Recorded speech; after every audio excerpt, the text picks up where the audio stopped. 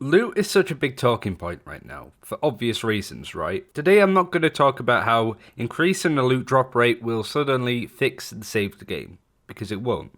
Anthem has much bigger problems than the loot drop rate. It's an element of it, sure, and there are sort of various aspects to it why it's a problem, but increasing the loot drop rate is important. But it is a Bandaid fix, so that's what we're going over today. My name is Ryan Central, you can subscribe for more Anthem content, and I will continue to make Anthem content despite all of the problems. This will not be me ranting about the state of the game currently, and will include the opinions of theory crafters, people who have dedicated cumulatively over 1,000 hours in the game easily. Going over why they think the game is in a bad state, why loot should be increased, but ultimately what their problem is with the game. And it boils down to several areas, but mostly about progression, incentive, player agency, RNG, inscriptions, the like. But I'd like to say that it's the carrot on the stick. Firstly, I do understand why these loot changes were reverted. They weren't intentional, and BioWare of course have the right to revert these changes. Also, going off Chad Robertson's response saying it's going to take a few months to fix this, I don't think he meant it's going to take a few months to turn the loot system on. This is an incredibly flawed system with a lot of different problems, and it will be solved incrementally, as Jesse Anderson said. This might start with them enabling people to get more loot drops,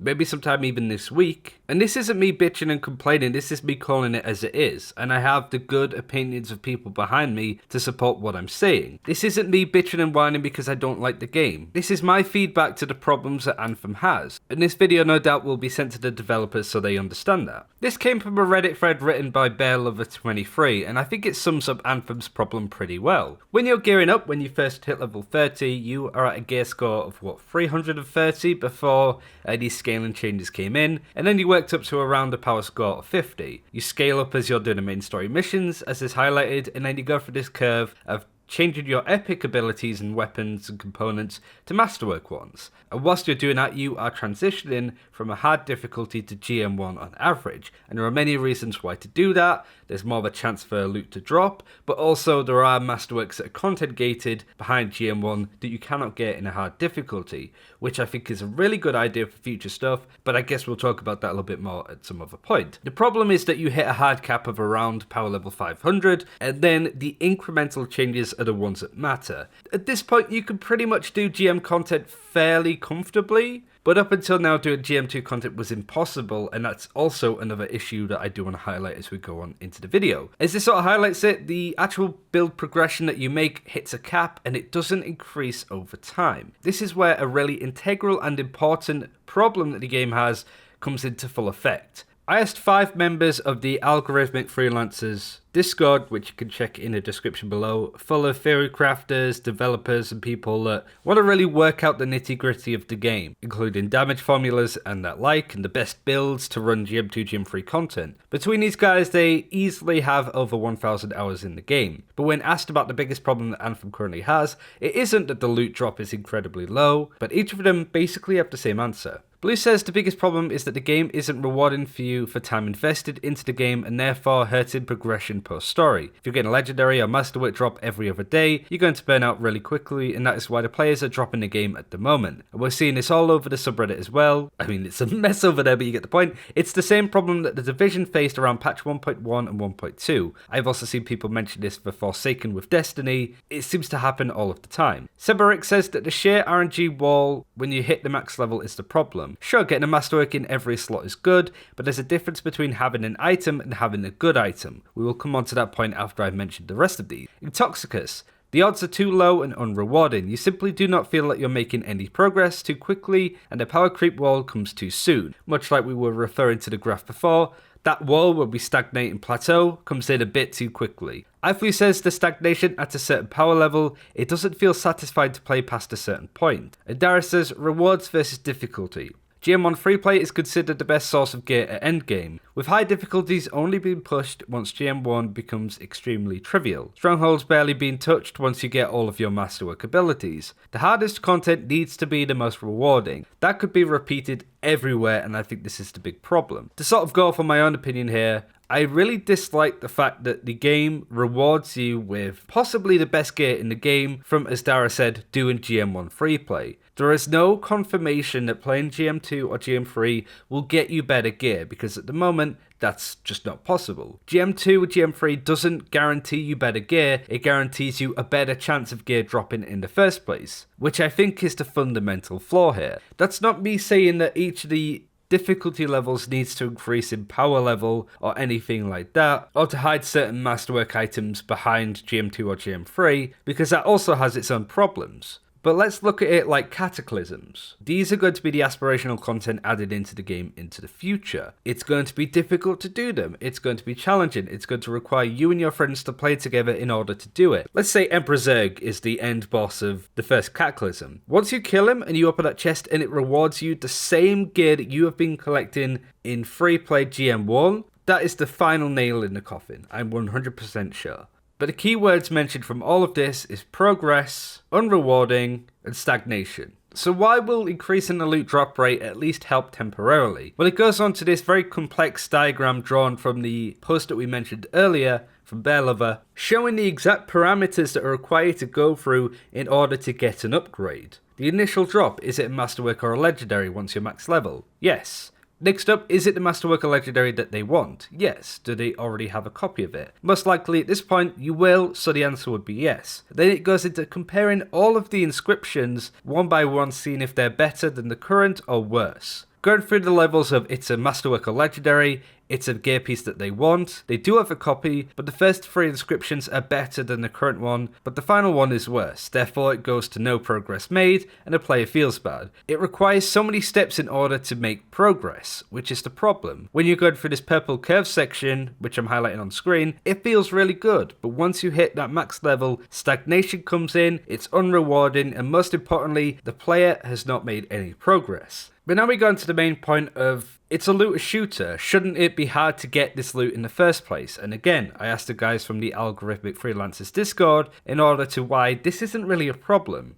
Blue says right now the loot is scarce and not very good. The difference between a Masterwork and Legendary are close to none. We salvage most of our drops because we are looking for the Legendary versions of our build. It is okay to be grindy if I can spend 2 hours in the game and closing with the sentiment my character did progress in power, which now is not the case past the 8 out of 10 Masterwork equipped point. Intoxica says the odds of getting god roll inscriptions themselves are on scale with winning the lottery. Until inscriptions are better, more reliably, you need the volume to cut through the lack of quality rolls. Would prefer quality over quantity, but that's the state that Anthem's in now. Ben Irving also echoes this point from the Anthem loot update from before. Players want the frequency of Masterwork drops to increase to help with the above, or they want us to change how Masterwork inscriptions work so that they are more useful. This was said by a developer themselves, yet neither of which have really happened. I understand that inscriptions are more tailored to gear, but not enough at the level that players are satisfied. We can talk about inscriptions later on. Blue says it's not about getting a piece to drop period, it's about getting a good piece out of all the trash that drops. Games like Diablo and Division are case studies in why lowering drop rates to the bare minimum hurts your players more than it helps them, and how showering players with loot is more beneficial to the game than decreasing loot to a smidgen of what it was. Blue then quotes Travis Day.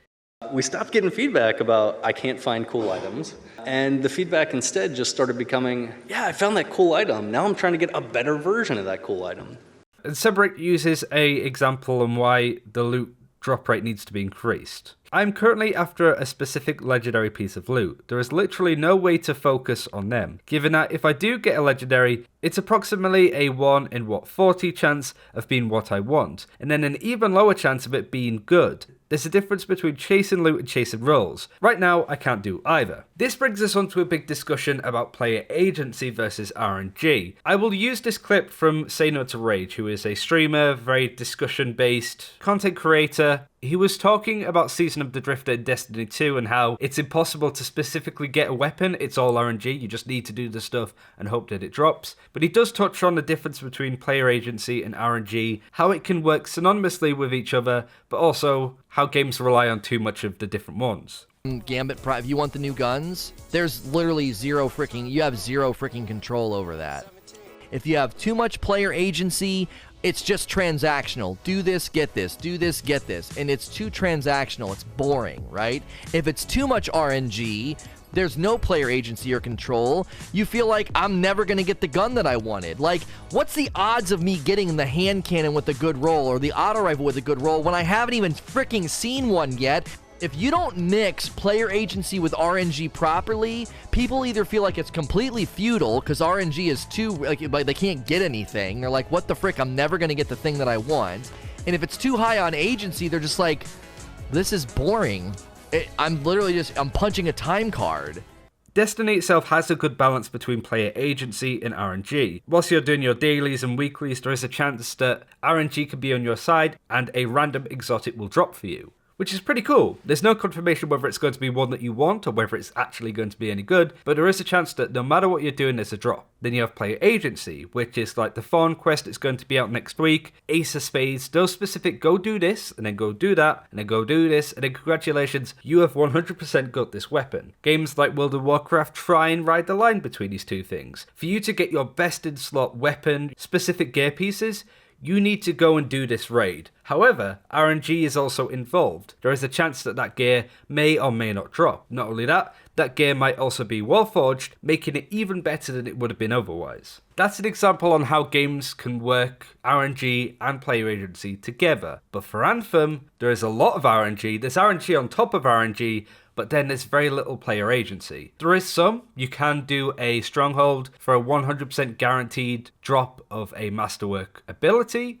Components will drop from legendary contracts, but that's it. If you want a specific piece of gear, you just need to grind for it until you get it, which isn't really fun. I can tell you that for a fact. I've been trying to get the interceptor component where if you triple dash it reloads your weapon, and I can't get it to drop for me, and it's not fun to grind it either. But those that do have that gear have to hope that it's an upgrade. Now I want to talk about inscriptions and the problem that has. Going over the responses again, Seberic says the difference between a good roll and a bad roll with inscriptions is too large. In Diablo, you needed to get X item, it helps you automatically. Then you start chasing a better one or another maybe 20% improvement of that ability or weapon. But here, the difference between a perfect roll and a trash roll is enormous. It's RNG on top of RNG, and it is required to play the game. Intoxicus says there's too low odds and no tiers of range limits. Having 1% roll on inscriptions always sucks. 5% should be the lowest possible, and there should be tier ranges with each item. For example, legendaries roll in 200 to 250%, masterwork rolls roll in 150 to 225, stuff like that. iFlu raises the point that masterwork inscriptions can be better than legendary ones, and we lack the stats page which is required at some point to be sure that we've made the right call by equipping the items instead of another. And finally, Dara says, currently the differences in absolute power between different inscriptions means that too much of the progression with inscriptions is vertical, when it should be horizontal. So when choosing gear for loadout, even once you're at legendary, you are still making mostly straightforward choices. This means that even with a full set of legendary gear, you are still trying to get the build with the highest item level and highest damage. This is a serious problem because it removed the excitement from getting gear at the highest level. I feel as well with inscriptions there's too much focus on the percentage damage inscription. If it isn't that, then it's pointless. And really as inscriptions are stats that are meant to be complementary to your build, there's too much incentive to get in weapons that have plus damage increase. Nobody really cares about reducing cooldowns or increasing elemental effects. So it really means that there's only one inscription that you want out of the whole game. Maybe shield and health if you're dying a lot, but you get my point. Out of the 30 to 50 different inscriptions, only 3 of which matter at this point. Also, for a good portion, builds in Anthem don't really matter at all. Like, there is elements of synergy that you can run together, but not enough that it makes GM2 or GM3 content possible. A lot of the inscriptions are additive. All of your gear is trying to increase your damage at a very linear level. Yet the Grandmaster difficulty settings go up exponentially. GM2 is twice as hard as GM1, but GM3 is twice as hard as GM2. Making GM3 4 times harder than GM1. It goes up, 1, 2, 4, 8, 16, 32, 64. And that's how it will continue with the difficulty of other Grandmaster difficulties, GM4, GM5. It will continue in that fashion. I got really annoyed when I saw a comment that was like, well, I haven't seen you guys doing Heart of Rage on GM3. And it's not because we don't want to. It's because it's impossible. Because there's no way for the highest levels of gear, unless that you have the amazing inscriptions that are so improbable to get, there's no way to do that content. And even then, it's complementing a sort of hide from a distance, hide behind cover, and shoot people, exploiting the Thought of Task, this reload bug, for example.